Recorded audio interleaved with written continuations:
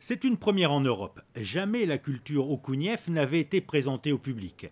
Le musée d'anthropologie préhistorique de Monaco et l'Institut des langues, littératures et histoire de la République de Rakassi ont réalisé cette exposition. Une vingtaine d'objets sur la civilisation Okounief qui occupait entre 2500 et 1500 ans avant Jésus-Christ les steppes de la Sibérie. La République de Rakassi est située juste au-dessus du territoire mongol et les premiers nomades que nous étudions, en fait, à cette époque de l'âge du bronze, débordaient de la frontière actuelle mongole et allaient justement jusqu'en République de Rakassi. Il y avait un énorme territoire qu'on appelle le territoire des premiers nomades de Haute-Asie.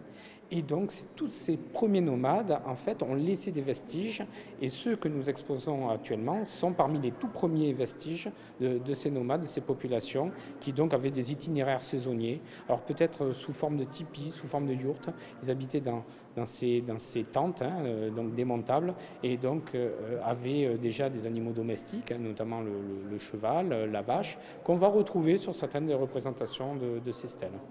Parmi les vestiges, de grandes stèles, sculptées de visages mystérieux, ou encore des parois gravées d'animaux étranges. Cette stèle du village d'Ankakov représente une divinité avec une tête solaire. Celle-ci vient du village de Tazmine et le visage de la divinité comporte 3 yeux. Sur sa poitrine, une autre figure dotée de 2 yeux et d'une bouche sont également représentées. Vous pouvez découvrir en effet ces stèles où il y a à la fois des sculptures et des gravures qui sont associées. Mais ce ne sont pas seulement les techniques qui sont très originales et exceptionnelles, ce sont également les thèmes qui sont développés sur ces stèles. Vous verrez des visages que l'on qualifie d'anthropomorphes, pour ne pas dire des personnages, parce qu'ils ne sont pas tout à fait humains. On voit que ce sont des personnages chimériques, c'est-à-dire qu'ils sont à la fois, qui ont la forme humaine, mais qui ont de longues oreilles, des cornes comme des animaux, et qui certainement appartiennent au panthéon des divinités de cette époque-là.